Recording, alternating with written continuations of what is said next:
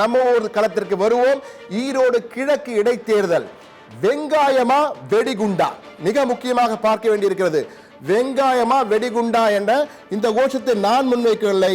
நாம் தமிழர் கட்சியின் தலைமை ஒருங்கிணைப்பாளராக இருக்கும் சீமான் தான் முன்வைத்தார். தேர்தல் பரப்புரையிலே வெங்காயமா வெடிகுண்டா யார் ஜெயிக்க போகிறார் என்று பார்க்கலாம் என்று. ஆனால் ஏற்கனவே நமது செய்தி ஆசிரியர் கண்ணன் கூறியது போல அந்த வெங்காயத்தை உரிக்க உரிக்க அதிலிருந்து வந்த தண்ணீர் வெடிகுண்டை புஸ்வானமாக்கிவிட்டது. எனவே வெடிகுண்டு புஸ்வானமாக்கியது வெங்காயம் என்பதுதான் தற்போது அந்த தொகுதி மக்கள் இடைத்தேர்தலில் வாக்கு மூலமாக அந்த தீர்ப்பை எழுதியிருக்கிறார்கள். தற்போது சந்திரகுமார் திமுக வேட்பாளர் சந்திரகுமார் 24,128 வாக்குகள் பெற்று முன்னிலை பெற்றிருக்கிறார். ஆனால் மிக முக்கியமாக பிரவீன், நாம் தமிழர் கட்சியை பொறுத்தமட்டிலே இந்த தேர்தலில் வெற்றி பெற முடியாது என்பது அவர்களுக்கே தெரியும். என்றால் ஈரோடு கிழக்கு செல்வாக்கு காங்கிரசுக்கும் திமுகவுக்கு இருக்கிறது என்று தெரிந்திருக்கும். ஆனால் அவர்கள் தைரியமாக களமிறங்கினார்கள். எனவேதான் கூறினேன், சீமானை நாம் பாராட்ட வேண்டும்.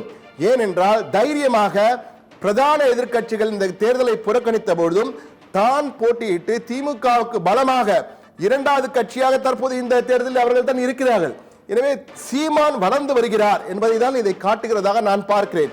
சீமானின் வளர்ச்சி ஈரோடு தேர்தலில் எதிரொலிக்கும் என்பதுதான் என்னுடைய கருத்து. என்றால் சீமானை பொறுத்தவரை கடந்த முறை ஈவ்கேஎஸ் இளங்கோவன் அங்கு இடைத்தேர்தலில் போட்டியிட்டு வெற்றி பெற்ற போது நாம் தமிழர் கட்சி சீமான் பெற்ற வாக்குகள் என்று பார்த்தால் நாம் தமிழர் கட்சியின் சார்பில் 10,827 வாக்குகள் பெற்றார்கள்.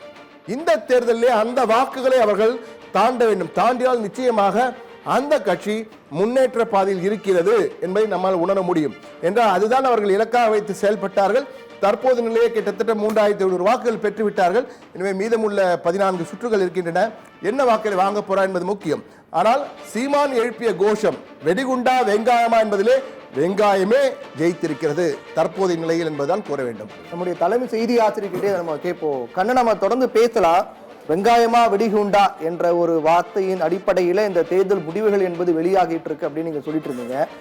வாக்கு வித்தியாசத்தின் அடிப்படையில் இப்ப கடந்த முறை நடைபெற்ற கடந்த 4 ஆண்டுகளை பார்த்தீங்கன்னா 3 சட்டமன்ற தேர்தல், அதாவது ஒரு தேர்தல் 2 இடைத்தேர்தல் அப்படிங்கிற முறையில இந்த தேர்தலானது நடைபெற்றக்கூடிய நிலையில வாக்கு வித்தியாசத்தை நம்ம முக்கியமா கவனிக்கிட்டு இருக்கு இல்லையா? இந்த வாக்கு வித்தியாசத்தின் அடிப்படையில கடந்த இடைத்தேர்தலுக்கும் இந்த இடைத்தேர்தலுக்கு இடைப்பட்ட அந்த வாக்கு வித்தியாசத்தின் அடிப்படையில என்னென்ன யூகங்கள், அந்த அடிப்படையில் என்னென்ன முடிவுகள், என்ன இதுதான் காரணம் எடுத்துக்கலாம்?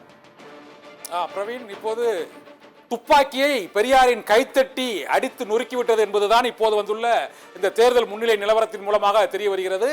கைத்தடி இனிமேல் எடுபடாது, அது ஊன்றுகோலாகத்தான் பயன்படும்.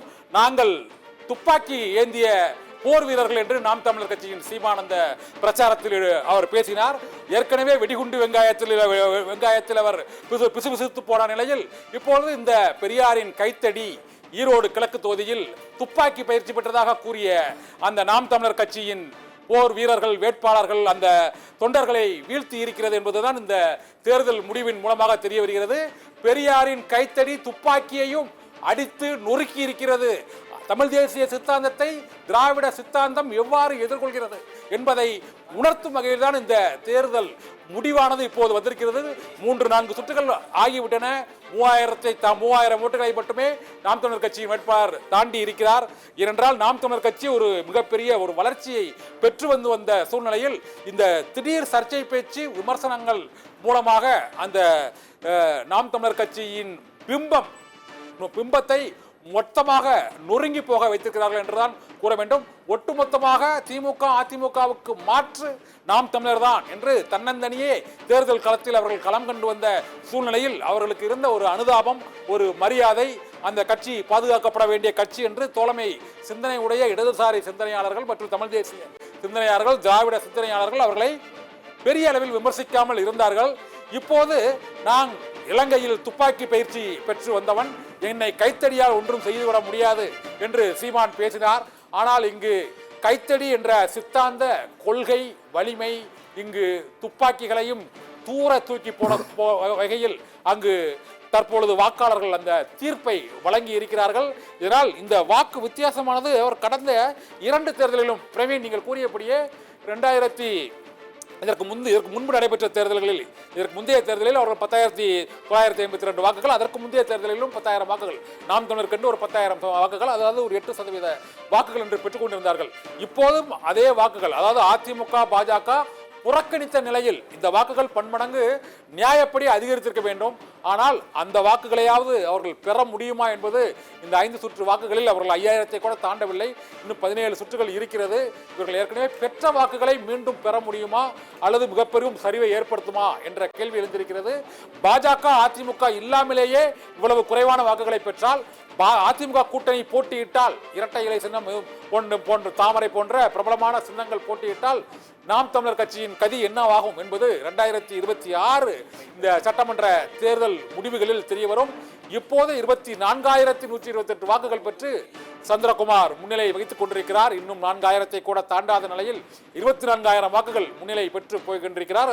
கிட்டத்தட்ட 1 லட்சம் வாக்குகள் வித்தியாசத்தில் கடந்த முறை EVKS இளங்கோவன் பெற்ற வாக்குகளை விட திமுக வேட்பாளர் மிக அதிக வாக்குகளை பெற்று இந்த வெற்றியை ஈட்டுவார். இந்த வெற்றியின் மூலமாக ஒரு ஆக்ரோஷமான அசுர பலத்தோடு திமுக கூட்டணி 2026 இரண்டாவது முறையாக 200 தொகுதிகளை கைப்பற்றுவோம் என்ற இலக்கோடு அவர்கள் முன்னேறி கொண்டிருக்கக்கூடிய நிலையில் எதிர்க்கட்சிகள் தொலைவிலேயே இல்லை, கண்ணு கட்டிய தூரமலை எதிர்க்கட்சிகளே இல்லையோ என்று நினைத்து பார்க்கும் அளவுக்கு அங்கு எதிர்க்கட்சி கூட்டணி சிதைந்து கிடைக்கிறது.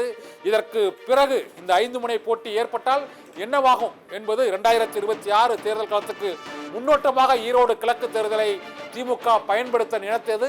அந்த பயன்படுத்திய அந்த திட்டம் வியூகத்திற்கு இப்போது வெற்றி கிடைத்துக் கொண்டிருப்பதை நாம் பார்த்துக் கொண்டிருக்கிறோம். பிரவீன்.